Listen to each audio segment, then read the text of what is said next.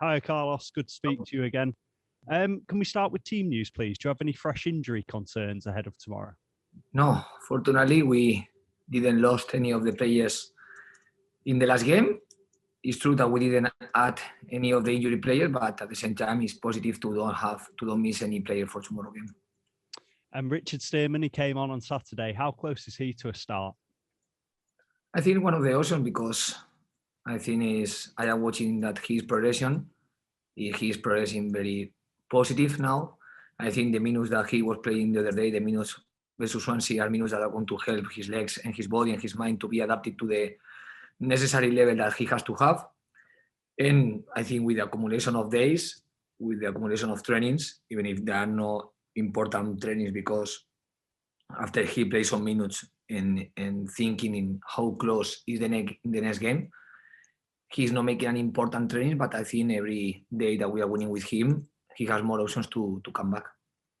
And another player who came off the bench, Yaya Sanogo, are you looking to keep him more on the bench, or is he close to a start? 2 days later, I cannot change the situation. Unfortunately, he was one player that was 1 year without any club, was 1 year without play football. Like I said before, the last game that he was playing was 7th of March of the 2020. So we are going to need some time with him. We are going to need some training more to make him feel ready to play the minutes that he played, because he's not adapted to play now many minutes, because it's a long time without play important minutes in one team. Despite that, though, Carlos, are you, from what you've seen from Yaya in the short space of time he's been at the club, are you pleased with his progress so far in the last few days? I think that Yaya was a player that, without any type of doubt, he was working a lot before he arrived here, because it would be impossible for him to be adapted and to be ready to play one competition and real game. Because when you are 1 year without team, or you are working hard, or you are working with a team, or you cannot introduce you in the dynamic of one team, because you will need first one individual program. But he's not in that level, because he was working in France with one team. He was working 5 days per week with a club, only resting the weekends from September until January. So only until the beginning of February. So he only missed a couple of weeks of training with the group. That's why, for me, he has the option to add now to be making training with the squad. Brilliant. And Jayden Brown back from suspension, will he be with the squad? We need to analyze all the players that we have in the team. We need to analyze what is the best option to play as a left back. He is not having the role of to be the first 11 player in the team during this year. Only 1 or 2 times he was playing the first 11 of the team. And I am thinking that he is one player that can give us this option, but I need to evaluate well who can be the best player to be adapted to this position. And I want to ask you, Carlos, on your goalkeepers. We've noticed each game you'll rotate your substitute goalkeeper between Joel Pereira and Jason Luttweiler. What's the thought process behind that? And are either goalkeeper in contention for a start? I am not always. I know that I rotate the keepers to have both involved, but thinking more in the game and thinking more in how was the week, thinking more in the opinion about the goalkeeper coach too, about how he see the progress of both. And depending too about when they are playing with the B team, how I see the performance of both keepers. So depending about the opinion of the goalkeeper coach, depending about what I watch in the few trainings that I can watch them, and depending about what they do in the B team game when they are playing, I made a decision about what can be the best keeper to help the team to be in the bench, and if case I have to play, to be ready to play. And if we go back to Saturday, again, we've spoken before, your team looked really good in the opening phases, created some chances there. Preston's goalkeeper made a couple of good saves. How difficult is it to avoid conceding that first goal when you've had such a control of possession, but when you do, keeping those heads up and not getting demotivated? It's key, of course. When you have a clean sheet, that as a minimum you have 1 point. If you you keep the clean sheet, and at the same time, you know that you are going to create chances in attack, because the team, in some moments of the game, not in all the game, I would like to have this, but in some moment of the game, we control the game and we are able to create chances. So you are going to have more options to go for the 3 points. But it's important to have the option to attack without lose the option to defense. And I think the other day, in some one of the games, we didn't attack well because we didn't have a good structure, a good position of the team to avoid the transition and to stop the counterattacks of the opponent team. The first goal, they used one losing of the ball in the middle of the pitch to create the goal. I know that Ryan Scofield saved, and after when the second ball, Sar couldn't save or couldn't stop the finishing of them. The second goal was exactly the same, one losing of the ball in the middle of the pitch, and they used this recovery to make one counter-attack. And the third goal was the recovery of one set pieces. After we won the second ball of the set pieces, and they used the action to make one goal, and the 3 goals were a counter-attack from our attack. So it means that in that moment, if we attack without be thinking the losing of the ball, we are not attacking well. If we are defending without be watching the option to counter-attack, means that we are not defending enough well too. So the key for me, one team, because in football, the majority part of the attacks of the option that you start the attack are not going to finish. You are not going to create a chance that allow you to score the goal or allow you to have time to reorganize in defense and to can control better the other team. A lot of situations in football is full of losing of the ball, is full of recoveries of the ball. It means the transition between ball moments have a lot of importance, and we need to attack, keep in better positions to don't suffer the consequence of the transitions. And at the same time, every player who receives the ball need to be conscious that has a lot of responsibility to avoid losing of the ball that we need to avoid. What do you do? Because obviously once the players cross over that line, if there is a mistake that could lead to the goal, that's out of your control there, Carlos. How do you work during the week with the players to ensure mentally that they're ready? I think it's part of our work, develop the mind of the players. There is one part of the coach that is not just tactical, is to try to have an important impact in the motion of the players,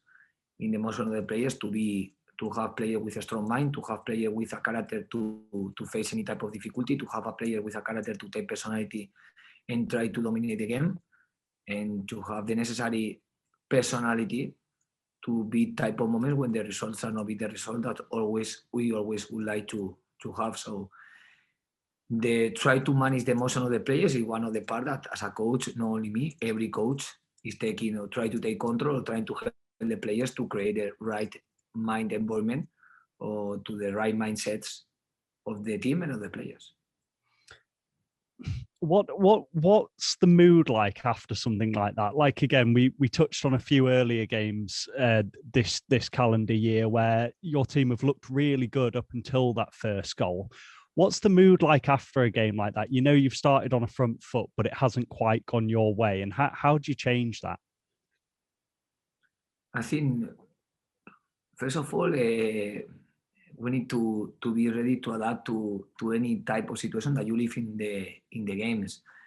In the games, you are going to have positive moments that make you feel that you are in the game, and you need to be ready to face the difficulty that always appear in every single game. In all the games, you're going to have moments where you lose the control, where the opponent recover the control. In the strength that they have, they can recover the control with set piece situation. Another team can recover the control with the long balls of the keeper, winning the long ball, the challenge of the second ball, or the flick on of the ball. So I think always there are parts, that's why football is a challenge, and always there are parts where you are fighting with the opponent to have the control. In the moment that you don't have the control, you need to have the character to beating the difficulty or suffering together and beating these type of moments, of more critical moments that every game is going to have. I think part of the positive results are when the team doesn't have the consequence when they are suffering in some of the moment of the game. I think, like you say, the first 20 or 25 minutes of the versus Preston, we were under the control, but Preston didn't suffer the consequence of this losing of the control that they had. They didn't suffer the consequence because we had 2 chances that the keeper make a very good save, and after, because the referee in 2 times didn't consider that the action were penalties. No, then after these moments, they start to take a little bit not the control, to use one mistake of us to change one dynamic, and after to believe more in what they were doing. And of course, when you concede one goal, sometimes you can have more doubts in the way that you have to play, and these doubts are created too by the motivation of the opponent, because they are feel that they score the goal and they are taking, now they are watching more options to go for the game. So I think every game is one different moments when you are in a good way, or when you have to beat the moment of the difficulty that every game is going to have. In terms of post-match after the Preston game, you when you were chatting to Paul after the game, you said you didn't feel you did enough to help the team at half-time. What exactly did you mean by that, and how can you change that in the future? I think one coach always is making a lot of decisions, starting in the first 11, starting in the moment that you decide to make any change, starting in the situation that you try to help your players in the bench, knowing that you have limitations, but at the same time knowing that you have the options to can help the team. The team started really well the first half, but after we conceded one goal, I was thinking that we needed to have one offensive fullback instead to have one defensive fullback, like was Emon Green in that game, and especially for the fact that Emon Green has a yellow card.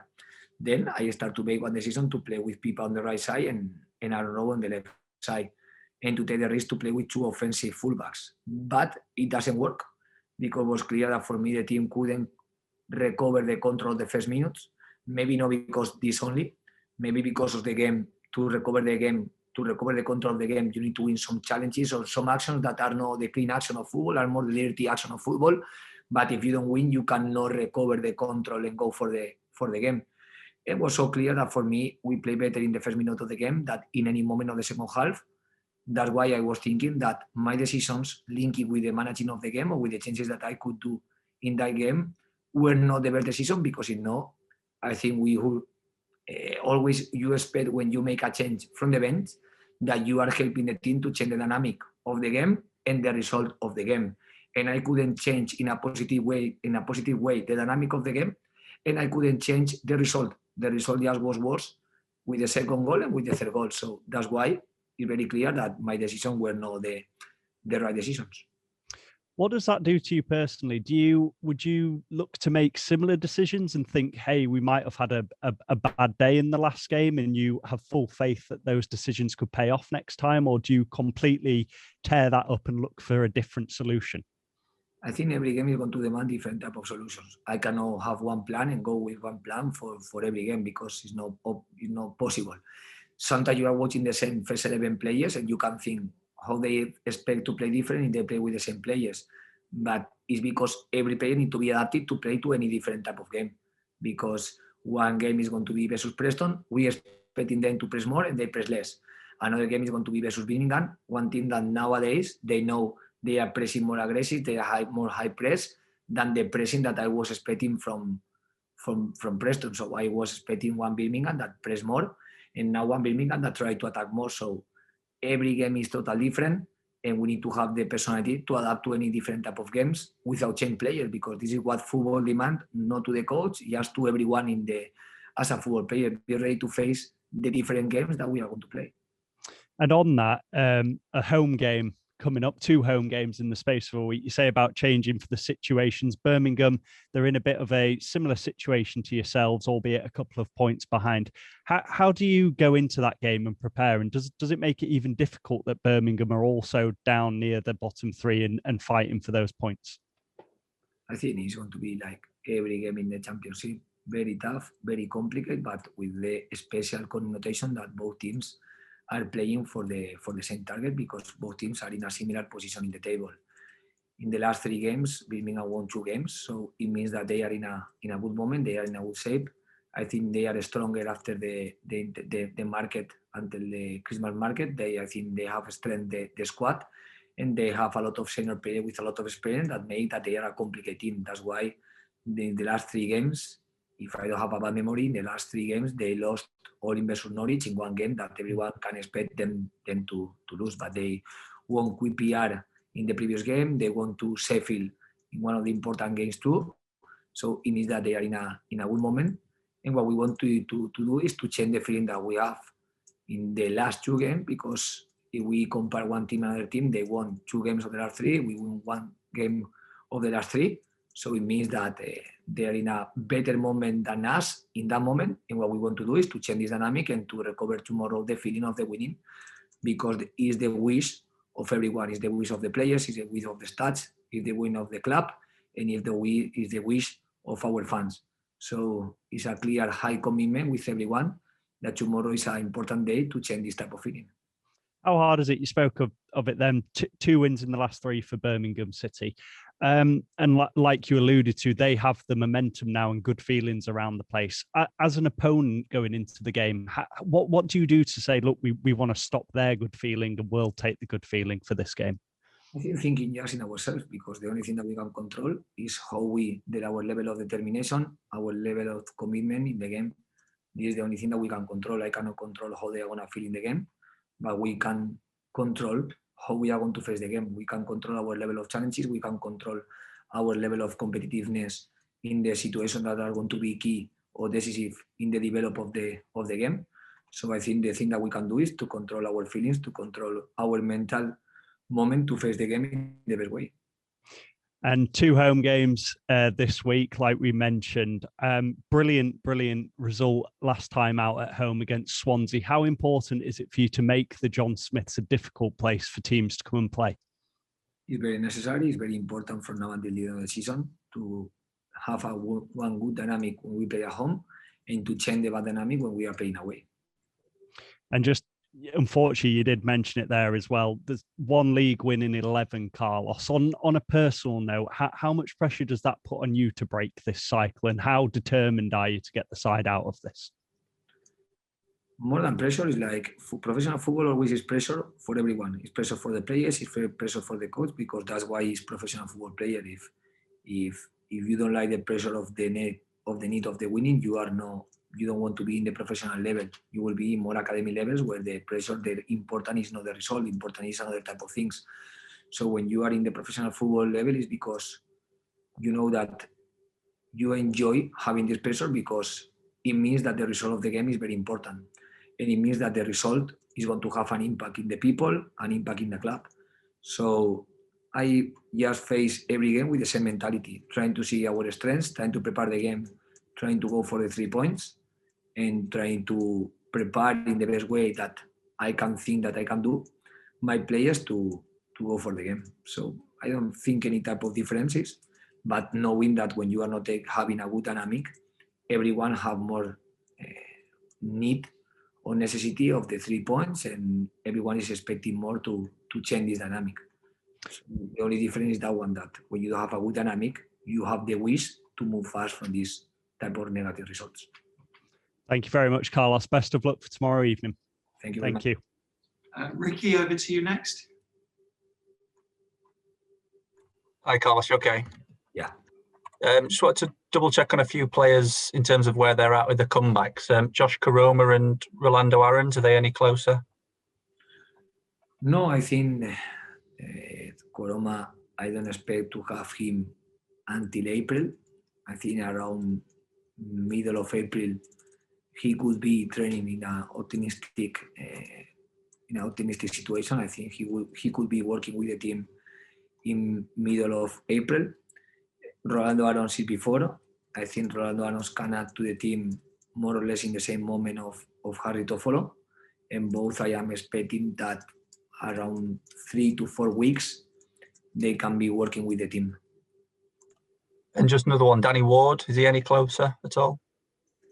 The idea with Jonathan Hogg and with Danny Ward, with Danny Ward and Jonathan Hogg, yes, is that after the game of Cardiff, the next week, they could be both working with the team. Just another player who's made a comeback. Tommy Elphick played for the B team last week. How positive is that for him to be back playing after such a long time out? For him, very positive. For his mind, very positive too. For his body, very positive too. For him as a player, of course, because one player was suffering one long term of injury in his age. Always you have the doubt if you can or cannot recover to the football.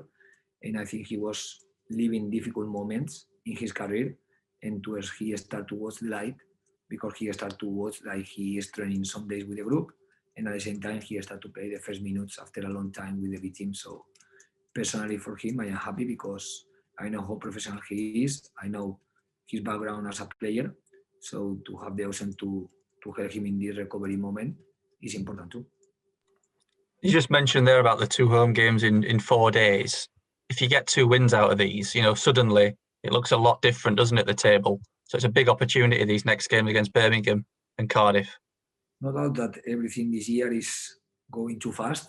Everything you are moving from one positive moment to one negative moment, or from one negative moment is taking more time to move to the positive moment that we want. So, like you say, we have 2 games, but now our thinking is just to prepare the Birmingham game, because it's going to be a very tough game for us, because I know them, I know the squad, I know how they play, I know the players, and I know that it's not going to be easy game. It's going to be one game that we are going to compete. We need to compete in our best to have some options to go for the game.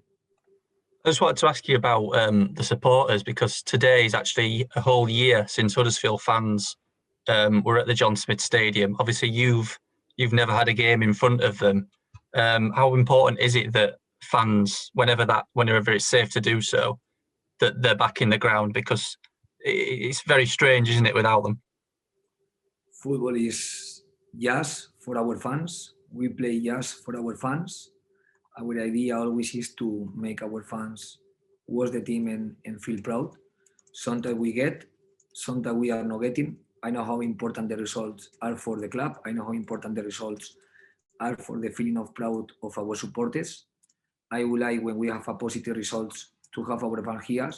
I would like that when we are facing some difficult moments, to have our fans here, because when you are playing at home with your fans, you can give one extra point that we need to find now without feel them directly in the stadium, but knowing that our fans are suffering with us in the back of the TV, our fans are enjoying with us when you enjoy too. So we need to know this level of connection, because for me, what football makes special is this, that you have, when you're in the professional level or no professional level, in the levels when you have fans in the back, you don't play just for yourself. What you are playing is more for every people that is in the back of the team, that is sharing with you the same feelings after the results. And it moves you to one level of responsibility that make a little bit different our job, and have to move to put something extra in the pitch in the positive moments, or when the situation is more complicated, because our only target have to make our fans feel proud of our work. Cheers, Carlos. You're welcome. Excellent. Alfie, over to you. Have you got anything to add? No, nothing to add from me. Thank you. Super. And Nathan? Yeah, I've just got one question. So, everyone saw the 2 decisions that, give or take, would have been penalties. How does that affect the team? You see them decisions played in the game. How does that affect the team when they weren't given to them? The decision of the penalties I think you need to adapt. Like football is like, some of the decisions are going to be good decisions, some of the decisions can be wrong. I don't say that was wrong or was right. I was saying just that the referee didn't consider that these 2 actions were penalty. I can have more doubts in one of them, but what we need to do is just to adapt, just to continue playing, because you cannot do nothing from actions that disappear from our control. That's why we have a referee, that we don't want that they give any type of advantage to us. Yes, we want that they make the complicated job that they are doing in the games, to make in the best way, in the more fair way that they can do for both teams, because this is the more positive thing for football. And after, the team that deserves the 3 points go and take the 3 points. So what we want is just this. And when you are facing some moment where you were thinking that the decision was wrong, yes, you need to keep going, because then you cannot change one situation that is the past. The only thing that you can do is to provoke more positive actions, trying to help you in the development of the game.